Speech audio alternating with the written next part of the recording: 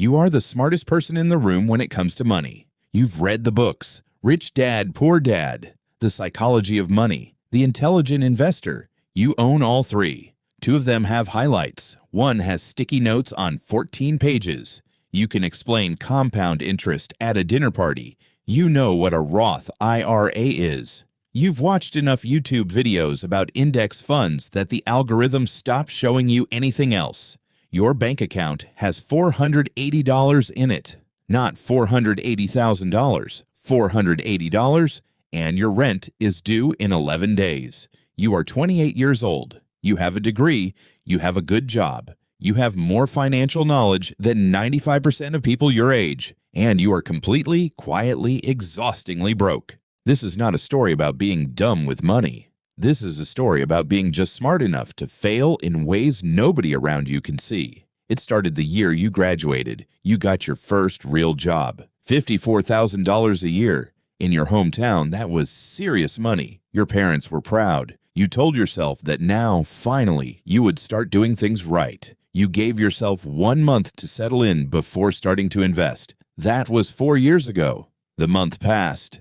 Then another. You told yourself you needed to research more first, pick the right broker, find the optimal strategy, read one more book. There was always one more thing to figure out before you were ready. Meanwhile, your friend Marcus opened a Vanguard account the week after graduation. He put in $200 a month. He didn't research for 6 months first. He just did it. You knew more about investing than Marcus. You still do. But Marcus has been invested for 4 years. You have been researching for 4 years. That gap has a number. It's called $24,000 in compounded returns, and it belongs to Marcus. This is the first mistake. Not ignorance. Preparation without action. The research loop that feels like progress because it uses the same part of your brain as actually doing something. You learned about this in behavioral economics. You know it has a name, analysis paralysis. You've explained it to other people. You just didn't notice you were inside it. The second year, something shifted. You got a raise, $61,000 now. You moved into a better apartment, $400 more a month, but you deserved it. You'd been working hard. You bought a couch you'd been wanting, $1,200. It was on sale from $1,800, so technically, you saved $600. You got a better phone, $850 with a trade-in. You started going to a gym that cost $89 a month because the $25 one didn't have the right equipment. You picked up a subscription here, a streaming service there, a meal kit delivery that you use 3 times a week, sometimes 2. Each thing on its own made complete sense. You earned it. You worked for it. Your expenses grew $1,100 a month that year. Your income grew $583 a month year.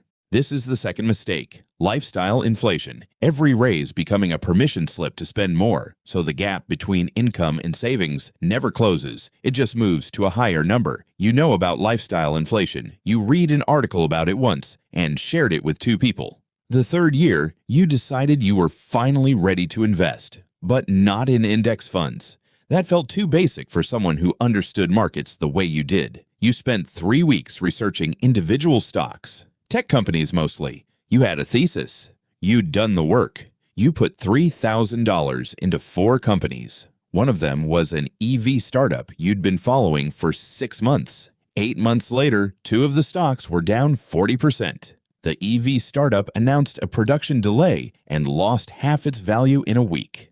You sold everything, locked in the losses, told yourself the market was irrational and you'd wait for a better entry point. The better entry point never felt right. Something was always happening. Inflation, interest rates, an election, a war. There was always a reason to wait. Meanwhile, the S&P 500 returned 24% that year. Marcus made $6,100 on his boring index fund while you were waiting for conditions to improve. This is the third mistake. Searching for the smart version of a simple thing. Believing that because you understand more, you should do more. That basic strategies are for people who haven't done the research. Warren Buffett has said, in writing, that when he dies, his wife's inheritance should go into a low-cost S&P 500 index fund, not a hedge fund, not individual stocks, an index fund.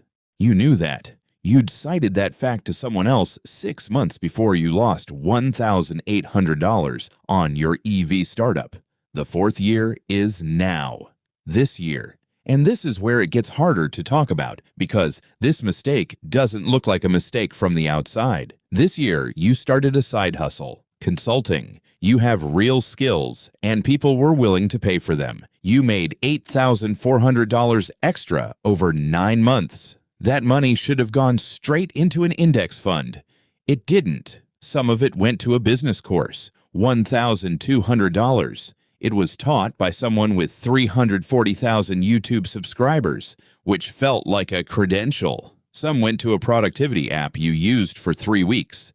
A standing desk you ordered after watching a video about how sitting kills you slowly. A branding consultation for the side hustle that hadn't made enough to justify a brand yet.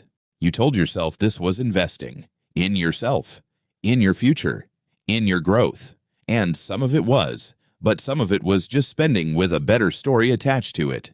You now have a standing desk for completed online courses, a brand identity package for a business making $930 a month, and $480 in your checking account. Marcus has $47,000 in a Vanguard index fund. He never read The Intelligent Investor. He doesn't know what a PE ratio is. He set up automatic contributions and mostly forgot about it. He's not smarter than you. He's just not waiting to be ready.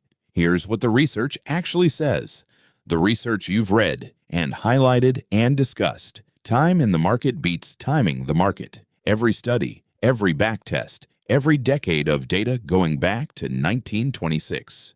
The investor who put $1,000 into the S&P 500 in 1990 and did absolutely nothing has $23,400 today. The investor who tried to time the market and missed just the 10 best trading days has $10,700.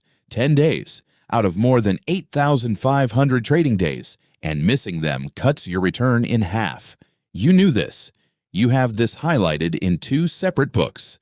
The honest answer to why smart people stay broke isn't complicated. It's uncomfortable. Knowing something and doing something feel identical in your head, but produce completely different results in your bank account. The research loop keeps you busy without moving you forward. Lifestyle inflation absorbs every raise before you can redirect it. The search for the optimal strategy delays the adequate one. And spending on your future self is seductive because it looks like investment from every angle except your balance sheet. The fix is embarrassingly simple. Automate a transfer the day your paycheck hits. Before you see the money, before you can decide what you need, before the research starts. $200, $300, whatever doesn't break you that month. Index fund, low cost, total market. You can optimize later. Start now, not when you finish the next book, not when the market corrects, not when your side hustle hits $2,000 a month. Now, with what you have. Marcus didn't wait until he understood everything. He waited until the end of his first month of work, opened an account on a Tuesday night, set up $200 automatic, and went to bed. That Tuesday night is now worth $47,000. You have something Marcus doesn't have. You understand why it works. You understand sequence of returns risk, expense ratios, tax loss harvesting, and asset allocation. That knowledge will matter. It will make you a better investor than Marcus over the next 20 years. You'll make smarter decisions during downturns. You'll optimize in ways he won't think to, but only if you start. The knowledge without the account is just a very interesting hobby. You are going to be fine. You are 28. If you start today with $200 a month into a total market index fund, by the time you are 48, you will have somewhere between $180,000 and $220,000. Not because you're smart, because you started. Your coworker who doesn't read books opened a 401k on his first day because HR told him to. He's been contributing 6% of every paycheck for 3 years without thinking about it. He has $19,000 in that account. He couldn't tell you what a Roth conversion is. He just has $19,000 more than you.